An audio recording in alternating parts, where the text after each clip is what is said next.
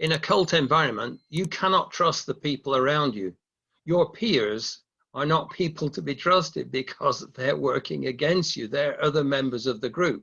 In a cult, you're alone. You're being worked on constantly by the group and each individual member that's already controlled in it.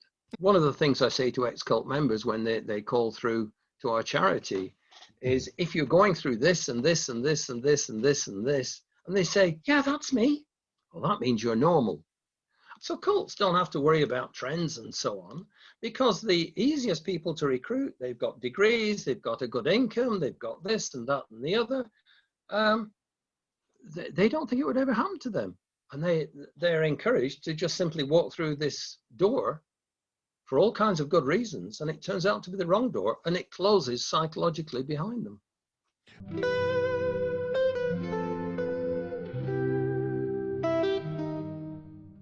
Today's interview from the Vault is with Ian Haworth of the UK's Cult Information Centre. Ian explains to me how groups recruit, indoctrinate, and retain members using psychological coercion. You don't want to miss this. It's a very thorough interview. Today we're joined by Ian Haworth of the Cult Information Centre, and that's RE because he's in England. How are you doing today, Ian? Great, thank you. Good to meet you in this way, Eric. Good to meet you, and you're really a pretty difficult guy to find. I wanted to get a hold of you, though, because you were on a video on YouTube where you were verifying the veracity of different movies and whether they were legitimate to the cult experience or not. That's right, I was. That was very early this year, before COVID-19 hit. And I was very ill at the time, but still wanted to do it and thoroughly enjoyed it. Well, it's great. It was a really neat feature. And of course, my ears, perked up, because on this channel, I like to study human behavior. And that's everything from widespread marketing, and that'd be on the macro, to the very, very micro or even macro cult, because I think it's on a spectrum. I might be weird, but I think that sales and cult leadership are on the same side of things. Okay. Do you have any thoughts on that? I mean, they're both involving persuasion and influence over others, I guess is the way I would put it. Well, the main focus for our organization as an educational charity is to talk about and write about issues related to psychological coercion. We have what I hope is a fairly clear definition of what a cult is, and it's made up of 5 characteristics, but by far the most important characteristic is that a cult, as far as we're concerned, is a group that uses techniques of psychological coercion to recruit, indoctrinate, and retain members. Now, these techniques are sometimes referred to as brainwashing techniques.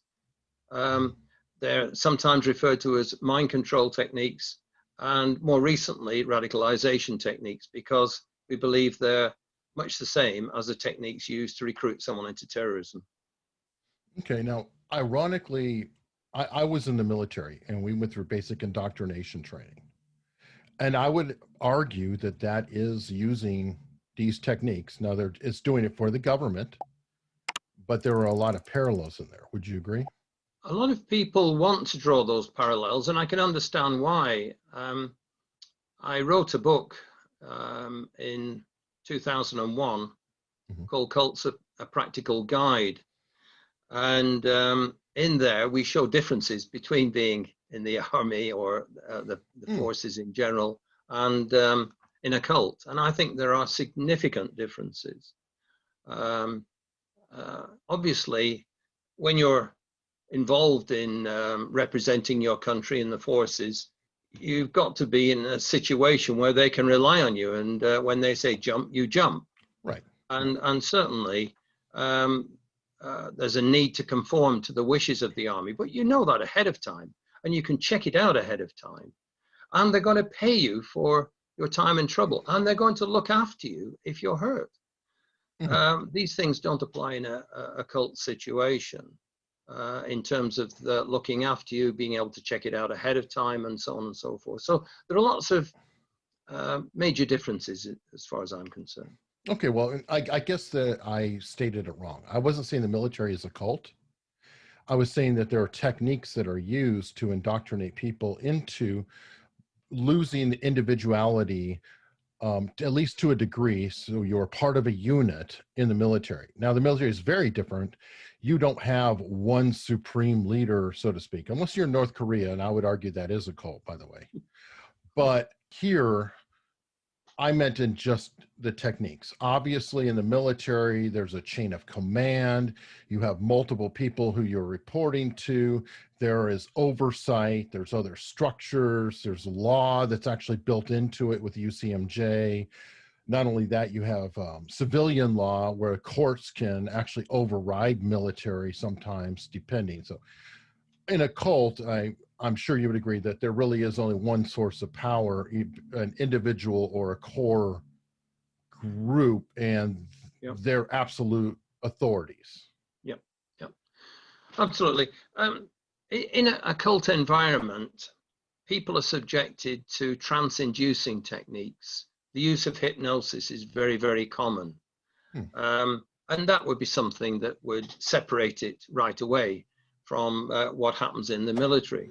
In a cult environment, you cannot trust the people around you. Your peers are not people to be trusted because they're working against you. They're other members of the group. Whereas I think you would agree that your peers in the military are going to be on side. Oh, yeah. And if you've got a senior officer that is a bit of a pain in the neck, well, you'll all agree on that and deal with the issue together. In a cult, you're alone. You're being worked on constantly by the group and each individual member that's already controlled in it. Okay, and that definitely makes sense. Now, you mentioned hypnosis. How is that typically applied? Is it through drugs or like a meditation type of thing? What is some of the methodology for that? Well, it's great that you use meditation as an example, because I'm an ex-cult member, and that's exactly what was used as a front for hypnosis in the particular cult that recruited me. We were told we were going to learn how to meditate without anybody defining what meditation meant. And it can mean a whole host of different things.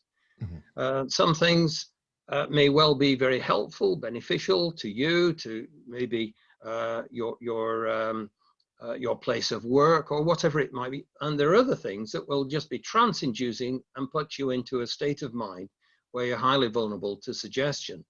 And in the cult I was in, we were told we were going to learn to meditate. We were going to listen to someone talking to us about the colors of the rainbow. We had to sit with our eyes closed. And this person spoke in highs and lows in a very rhythmical, wave-like, very soothing fashion. And in no time at all, going from red to orange, yellow, green, blue, indigo, violet, we were in a deep trance state. And apparently, this is another version of what is often described as a countdown hypnotic procedure. But instead of using numbers to count someone into a trance, they use colors instead. You can use anything that's in sequence. You can use parts of the body, something like that that people are familiar with.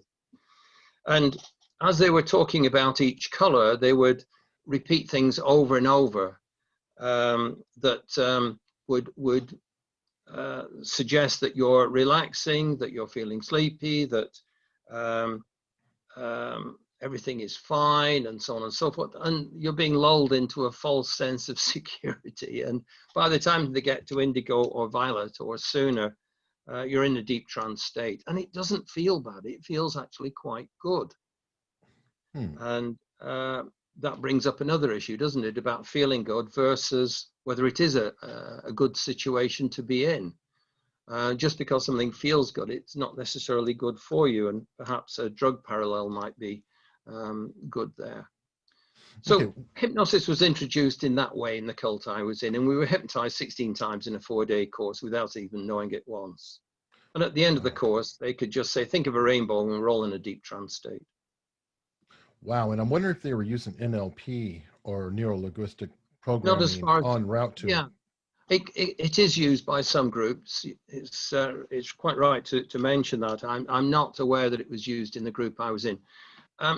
What we argue is that to bring about psychological coercion resulting in control of a person, which normally takes 3 or 4 days and no more in the average cult for the average person, there is a list of 26 techniques that can be employed. Hypnosis is just one of them. Another one is group pressure. Then there's love bombing. It's a false sense of love. That love is expressed as long as you told the party line. The moment you don't, the love is turned off. It may well be turned to threats, to hatred, or Is that whatever. used for recruiting too? The love bombing, like Oh, absolutely. Yeah, exactly that. Exactly. And so this list of techniques goes on, and people are being broken down systematically right from the word go. And in my case, the course I went on, I described as a 4-day course. It wasn't 4 full days, though. It was just Thursday evening, Friday evening, all day Saturday, all day Sunday. It took place in a motel in Toronto. And by Saturday midday, so after just 2 evenings and 1 morning, I was theirs. And I was 31 at the time. Wow. I was a businessman. And they just had me lock, stock, and barrel. And so the day after, I gave them all the money I had, told them that I was dedicating my life to the group, and went to work the next day and resigned from my job. Can we go back? I would love to go through the whole, story. Like, how were you recruited? How did they find you? Did you just meet somebody or what? Yeah, it was just that. I was doing some shopping one day in Toronto on the main road, Yonge Street, as it's called. And I was approached by a very attractive lady. She was very attractive. I was very single, so I wasn't at all upset. And she had a clipboard and a chart and a pen and appeared to be doing some kind of a survey. And she came up to me and she said, "Oh, excuse me, sir, could you help me with this survey?" And I said, "Yes, please." And she was so nice. And she only asked about 6 questions. And so I gave 6 quick answers. It was usually a yes or a no. And at the end of it, she said, "The way you've answered these questions, I think you'd be interested in this community group that I belong to." Well, I wasn't. I wasn't one for getting involved in groups. And she hadn't told me anything about it anyway. And she could see she was losing me. And she said, "Isn't it time you gave something back to your community instead of taking all the time like most people do?" And she made me feel rather guilty and selfish. And I was selfish. And I thought, Toronto has been rather good to me. Maybe I should be giving something back. So I said, "Okay, tell me all." She said, "Why don't you come along to a meeting?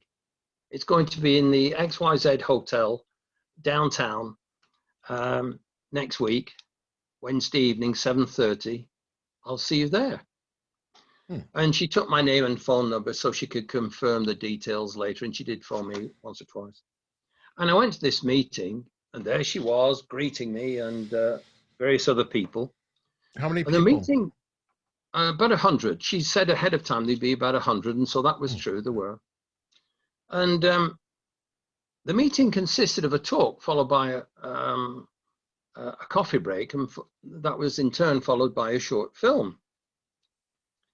And I thought the talk would clarify the aims and objectives of this group, but it didn't. The speaker was a woman in probably her early 30s, and she talked about herself. She talked about how she'd done well academically, she had a doctorate, and she had a responsible position in society, supposedly, but how she'd become an alcoholic. And I wondered why she was telling us this. Anyway, she said that she struggled with her alcohol problems, but in doing so, when she finally stopped, she became a drug addict. And I thought, where on earth is this going? Her life was going from bad to worse. And I don't believe she ever was an alcoholic or a drug addict, but I can't prove it either way. I think she was just telling us the story to make it sound good, to try and convince us that this organization that she was representing was doing great work. Anyway, she said her life came together and had purpose and meaning, and she got rid of her drug-related and other problems when she got involved in this group, which was called PSI, Mind Development Institute Limited. And that was the first time I'd heard the name of the group, and I'd never heard of it before, so no alarm bells began to ring. But I was getting bored to tears with the whole affair because I wasn't an alcoholic and I wasn't a drug addict, and I didn't intend to be. And I thought I'll be polite and wait until the break, and then that's the last they'll see of me. But unfortunately, when the break came along, people started to walk into this ballroom in the motel, in the hotel, and they had food, they had drinks, and this was all free. Now, I paid $2 to go in. That was the equivalent at that time of about a pound in Was British it alcohol, money. by the way? Or just... No, there was no alcohol. Okay, I was just wondering. And I thought, well, the least I can do is to get my money's worth. And so in no time at all, I had a plate piled high with goodies and a drink. But I was a smoker, and you weren't allowed to smoke in the room. So I balanced the food and everything and went outside and lit up in the corridor. This was in the days when you could still smoke in corridors. And when I'd lit up the cigarette, another lady rushed over, and she was very pleasant as well.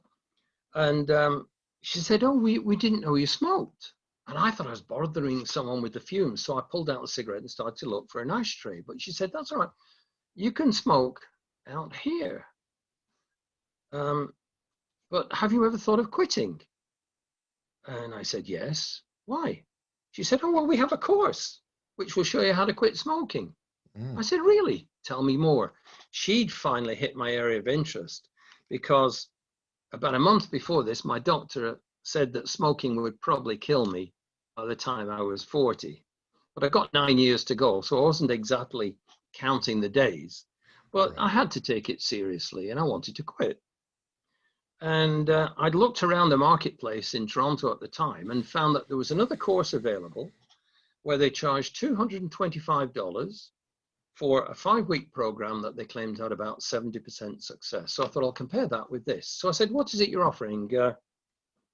How much is it?" She said, $225. I thought, well, it's exactly the same price as the other one. And despite being known for being rather cheap and very cautious with my money, the money didn't bother me, because I knew if it would work, I'd save that money in 6 months through not smoking. So the money wasn't a problem. I then said, "Well, how long is the course?" assuming that would be the same as well, about 5 weeks maybe. And she said, 4 days. I said, 4 days? Well, what can you do in 4 days? What's your percentage of success? And she said, 95 to 100%. We can even guarantee that it will work in those 4 days, or we'll give you your money back. So I thought, how on earth can I go wrong? This is obviously the place for me. And that's why I went on the course. That all happened in August, and the course started in September, and I went on the course in September. And I resigned from my job, as I've said already, at the end of the course, but I had to serve a month's notice in the job I was in. And while I was serving my notice in October of that year, it was 1978, the group was exposed in the media, and as a group to stay away from, a group that may well be described as a cult, a group that was creating very serious problems. And there was an interview with another Englishman, actually, who was a television producer, and he just escaped from it, so he was blowing the whistle. And I hadn't been programmed at that stage against the media. Most cults program you against the media very quickly. They hadn't done that with me at this point. And when a neighbor gave me the... Sorry? They hadn't had a chance to yet, or? I think that the group was having an easy time of things, and the leader was a little bit sloppy, to put it mildly. I think it was just down to that. And anyway, when a neighbor gave me the newspaper expose, it was front page and then more information inside. I read it. And when I read it, my brain started to work again. My critical mind, if you like, was reactivated, and I started asking questions for the first time. I was shocked. And in the end, Ask the questions. Sorry? Who did you ask the questions of? Did you go to the Well, cult and ask the I organization did. ask? That would, yeah, that was my initial response to try and speak to the cult leader. Mhm. And I phoned some of the members and asked where Joe, that was the name of the leader, was. And they said, oh, it's a special birthday party for him. It's a surprise party at so-and-so location. So I thought, right, fine. And I went to that location. And he had a second in command who was on the door. And he was a professor of physics and a rather stout fellow as well. And he could see I was really shaken when I turned up, and I was waving this newspaper article around. And I was saying, what's all this about, you know? And he told me to go away. We're having a good time here. Go away. And we'll talk to you, you know, when you've calmed down. Now, this group was supposed to be all about love, peace, and brotherhood, and it's pushing me away in my hour of need. So that said a lot too. It just confirmed more of what I'd read in the article. And then he made an anti-Semitic comment about the journalist who'd written the article. Mm. So that didn't go down very well with me either. So anyway, I went back to my apartment and I actually phoned the journalist. And he was a really nice guy, a guy called Sidney Katz, one of the most famous journalists at the time in Canada. I didn't know that, but he was. Mm. And we talked about a lot of issues. He didn't even ask me my name, so he wasn't getting much of a story out of it. He just wanted to help. And at the end of it, I said, it sounds, Sidney, like there's a lot more information that I don't know about. He said, yes, my boy, it's all here at my office. If you ever want to read it, come on down. Mm. And I said, when? He said, whenever. And so I said, now? He said, now is good. And I jumped on the tube and went down to his offices, and he gave me coffee and tea and whatever, gave me his office, and he went and sat in a typing pool area, as it was in those days. And he couldn't have been nicer. And he gave me so much information. I just could not believe what had been going on over the years that wasn't in the article and I'd never come across before. So finally, after about an hour, I came out, I said, but Sidney, this is far worse than you said in the article, and that was bad enough. Mm. He said, yes, my boy. He said, that's lawyers for you. And that was the beginning of a good friendship with that journalist. And he was very, very helpful indeed. And that's how I managed to make the break. But it took me 11 months to fully recover from the damage done in 2.5 weeks. Wow. I was just thinking, have you ever heard of the cognitive bias, the backfire effect? No. What that is if you have somebody that really firmly believes in something, or they're just locked into a particular belief, the more you push at that, the more they double down. So you can actually have a negative effect. Like the more you push against their belief, the harder they're going to buy into it. Kind of like, do you remember the days when you were smoking and people would be like, you need to quit that. You need to quit that. And I know I went through this where I was like, you know what? Every time you say that, you're aggravating me. The aggravation makes me want to have another cigarette. So that every time you tell me, you're causing the problem. So shut up. That kind of is the backfire effect on, let's say, a particular political belief or religion or whatever. What you're describing with Sidney Katz is, it sounds like he was just very open with you. You asked questions. He didn't push any beliefs or values on you. And ironically, maybe having the article not go as in depth made it even more accessible. Have you found that when you're dealing with people who are trying to break away? That's an interesting perspective. I honestly believe that what reactivated my critical mind was just reading the critical information in his article. There was sufficient there because I'd been programmed to understand this group was all about peace and love and brotherhood. It was there to help mankind. Now he's saying, no, it's not. Someone's just finished up in psychiatric care. Other people have in the past. It's a money-making concern or scam, words to that effect. And it was just shocking to read.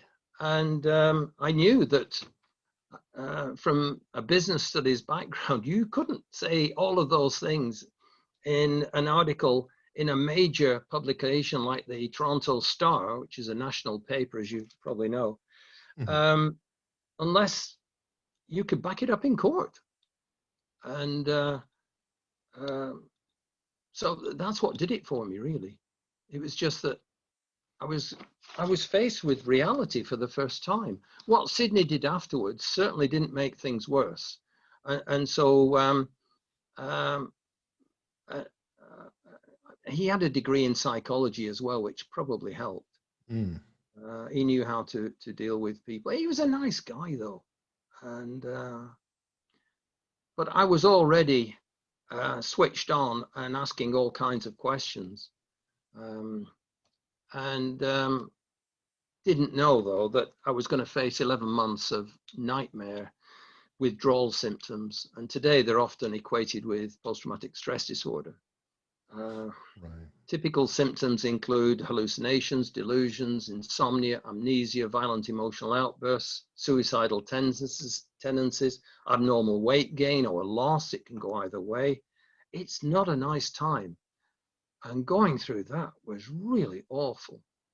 I wouldn't wish that on anybody. But one of the things I say to ex-cult members when they call through to our charity is, if you're going through this and this and this and this and this and this, and they say, yeah, that's me, well, that means you're normal.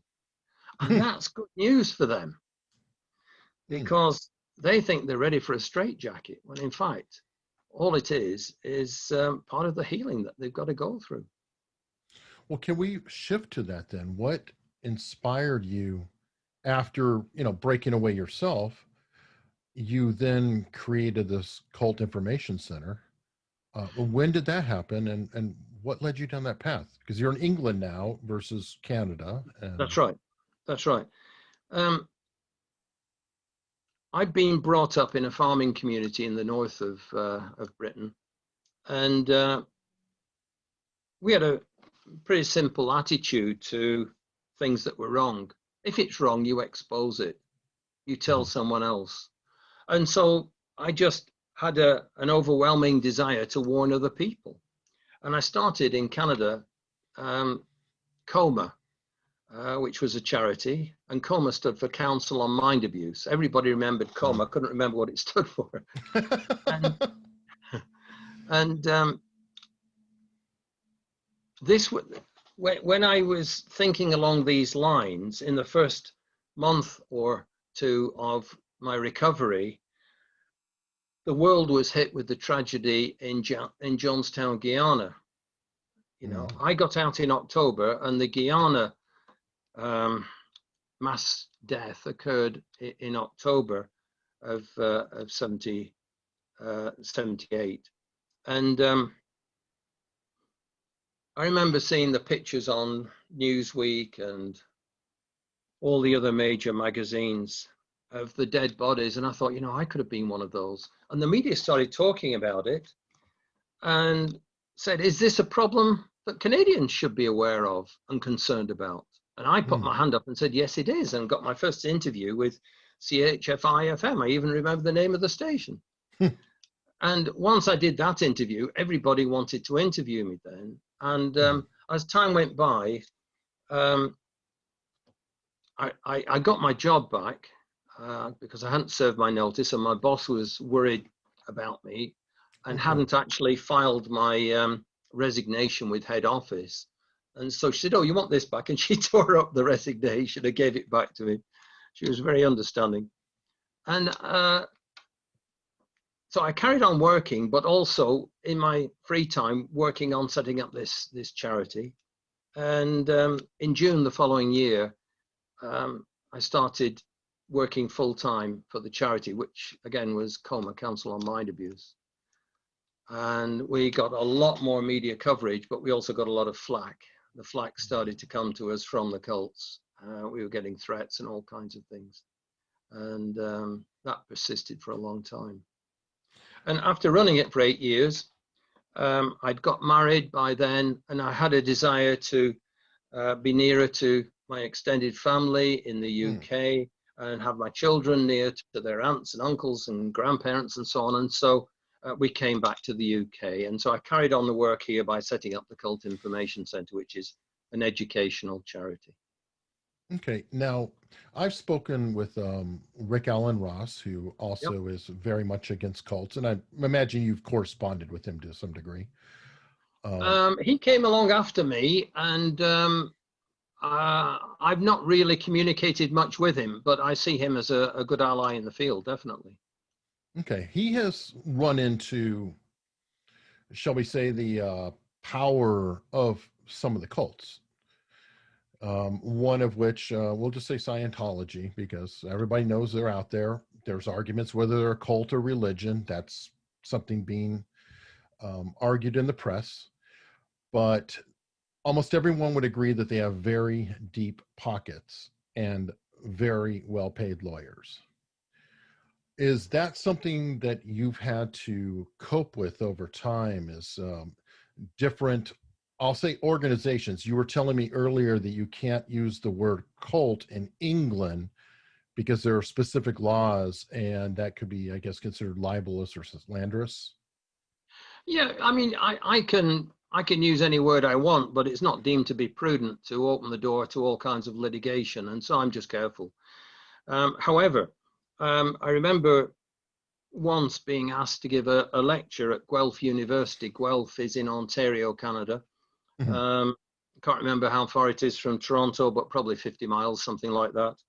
And I went to give a lecture there on the general phenomenon.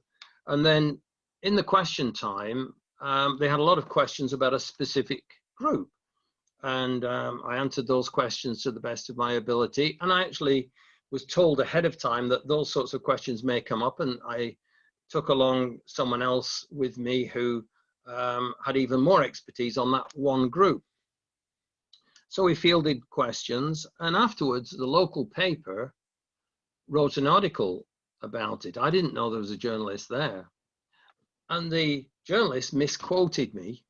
And I got sued for what the journalist wrote. And I was sued for 13 and a half years for something then that I'd never said.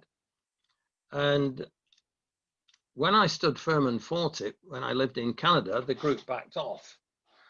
And things were limping along very slowly, so much so that the law firm that was helping me at the time said that after 18 months, it had gone only as far as it would normally go in 5 or 6 months. They were dragging the heels so much. And then after 18 months, nothing happened for the next 3 years. So I thought it was a dead issue. And so did the law firm. And that coincided with my having a young family and wanting to come back to the UK. And so, you know, everybody wished me well, and I came back to the UK. And what the group did was resurrect the action in my absence and put it through the courts when I couldn't defend myself. And so that's the way it went. The law firm that was helping me was just giving token help. It was writing the odd letter. And they had me talking to one of their most junior lawyers that was fresh out of university. But it was very kind of them to offer that kind of help. But they said, once you go to court, Ian, you're going to be on your own. Well, I never got that chance. And you know, in many ways, I wish I had had a chance to go to court. But I thought it was a dead issue. They took this opportunity of seeing me no longer able to do anything about it, put it through the courts, and got a default judgment and bankrupted me in 1996. Wow. So that is the sort of thing that one can expect. And you also get various threats as well, and smear campaigns. You know, if you work in this field, you've got to be prepared for all of that. Yeah, and that's one thing that I'll confess. You're not easy to get a hold of. I had to go through a couple hoops to contact you. And does anyone who is dealing with cults have to put their lives in such a manner to where you're almost acting like a federal witness or something? Well, it's perhaps easier for you to get in touch with me when you're in the UK, and our Hmm. charity is focused on the UK, Okay. which is one of the reasons why I've got no need normally to contact someone like Rick Ross, Right. because he's dealing with the US and maybe Canada. He's dealing with North American groups. But our phone number is on our website, and people call us every day. So Okay. we're relatively easy to get a hold of as an Hmm. organization, and most people expect to be able to get a hold of me very quickly that way, and they do. Okay. Fair enough. What are you seeing coming in, without revealing any kind of identities or anything? What are some of the more recent cases that you're seeing or trends? Uh, I don't know if there are any major differences that could come under the heading of trends. For me, cults have always worked in a particular way, and they still do. They've got 26 techniques of mind control available to them, and they use them. All that differs from one cult to another is the particular combination of those 26 techniques. So one group might use 23 of them, another might use 17, and that's what varies, Mhm. along with the name of the group and the name of the leader, of course. But the same things are done to you in all of the cults, and they work. And they're most effective working on somebody who's got a healthy mind. They're often well-educated people. They're often described as idealistic people, and they care about the state of the world, and they walk through the wrong door. Mm. The safest people from cults seem to be the very seriously mentally ill. And that's not a quote that's originally from me. That's from the late Dr. John Clark Jr., who used to be the associate professor of psychiatry at Harvard. And he was a good ally in the field. And I had the pleasure of meeting him on several occasions, particularly when he came to the University of Toronto to give lectures. Can you And define mentally ill on that? That like somebody paranoid is less likely? How do you mean?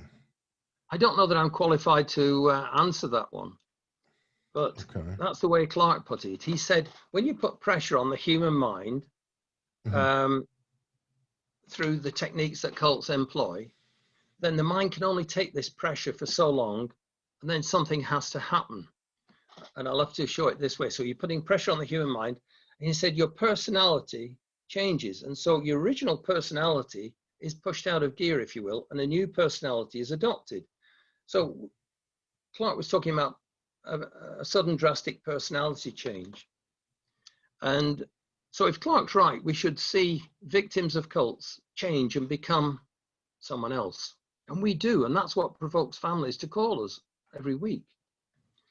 And Clark said for someone to go through that change of personality, they have to have a mind that's flexible. And he said a flexible mind is a healthy mind. An Mm. inflexible mind is sick. And so people that are very seriously mentally ill are much harder to recruit into cults. But he didn't go into the specifics of what he meant by very seriously mentally ill. Okay, so that's kind of ironic because I would say the general consensus would probably be the opposite, that people who Well, are quote weak-minded are more susceptible versus what you're saying and is healthy-minded. that's why I'm bringing it up. You're exactly right. And this makes people much more vulnerable. So cults don't have to worry about trends and so on, because the easiest people to recruit, they've got degrees, they've got a good income, they've got this and that and the other. They don't think it would ever happen to them. And they're encouraged to just simply walk through this door for all kinds of good reasons. And it turns out to be the wrong door, and it closes psychologically behind them. So who would you feel are the easiest people to recruit? Now, you said that mentally ill are the most difficult. who would be the easiest? Those who think they're not I'm susceptible? generalizing. Yeah, I'm generalizing here. They usually come from economically advantaged family backgrounds. I'm putting it that way to avoid saying middle to upper class. No, that's fine. They are people who've usually got a good education. They are upwardly mobile, or they would be in the future if they're not at this point in time. They are people who would like to make their community or themselves better, or the world a better place. They care. And the cult recruiter comes along, finds out what makes them tick, and then speaks to that and talks about, oh, you're a journalist. Well, this will help you to be more creative. You're a painter. This will also help you to be a lot more creative in your artwork. Oh, you're a nurse. This will improve your bedside manner. Whatever you want to hear.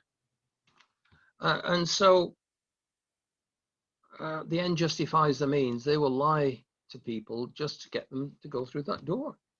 That's very interesting. That kind of mirrors almost, I don't know if you've read about the parallels between different, we'll say extremist groups like ISIS and the anarchists in America, let's say around the turn of the 20th century, have a similar profile in the middle to upper class, if you will, often very well educated. And people will have a perception sometimes that the quote unquote terrorists are really poor refugees living in camps. But quite often, the very, very poor are too busy trying to just get by, get food, get other things.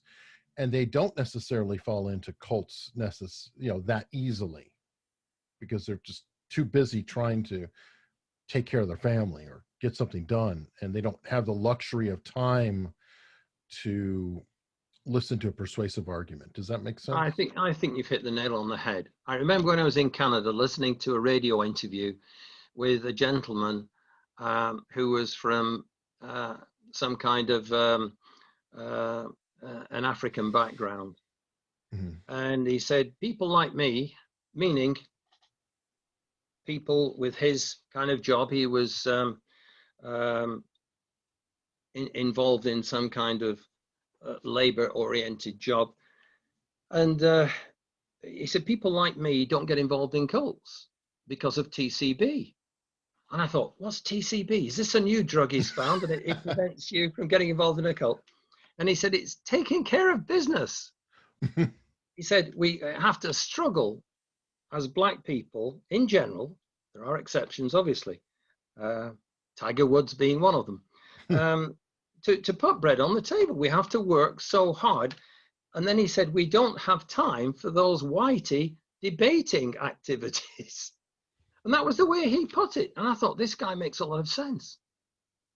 So if you've got the time to go to meetings to improve yourself or improve your community or the world, make sure you're going to the right meetings.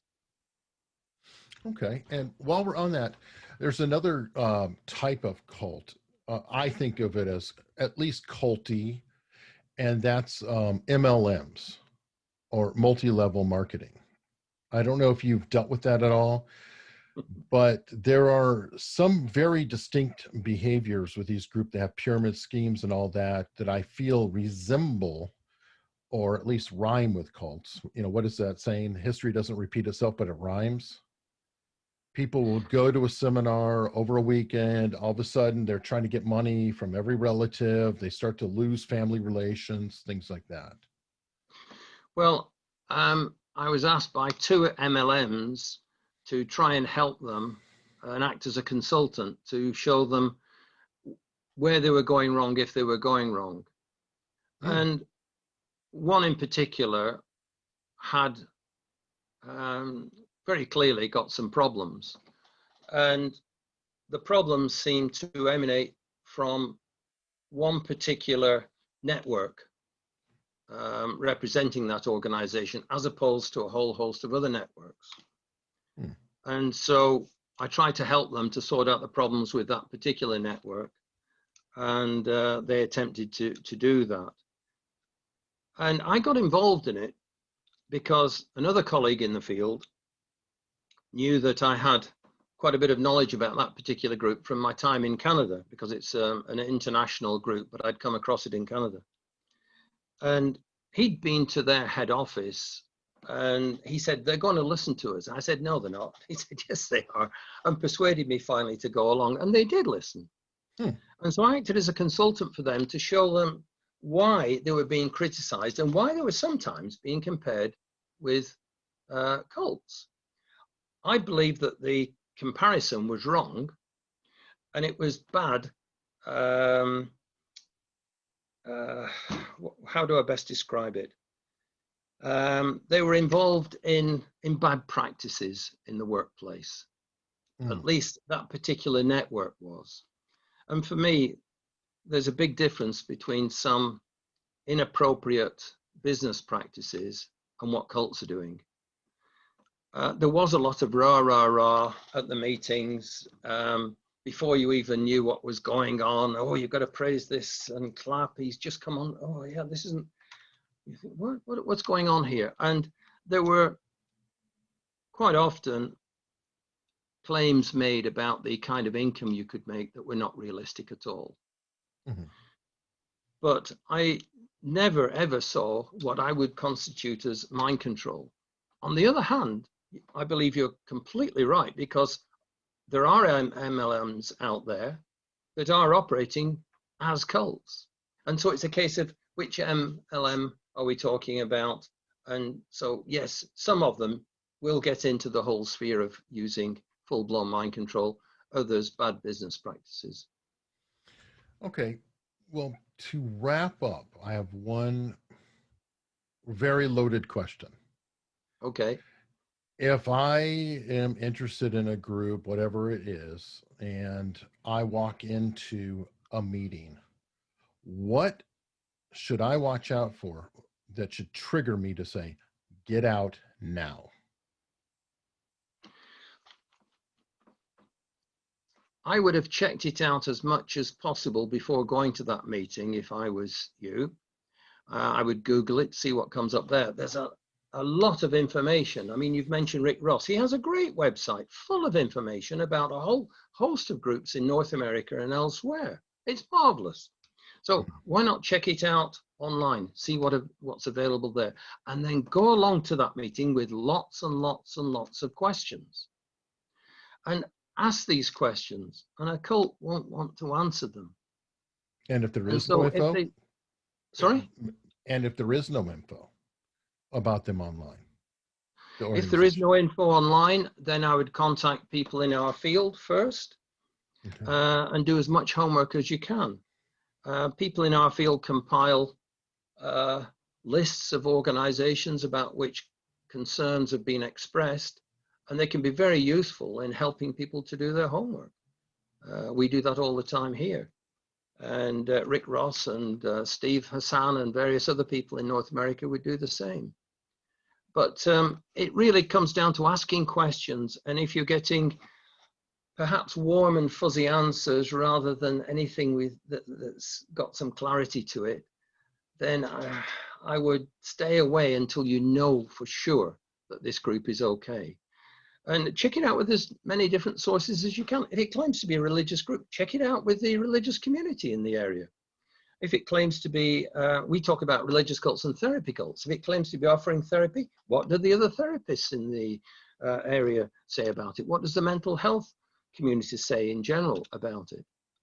So I would just check as much as possible, and just don't accept that what you're being told at that first meeting is true.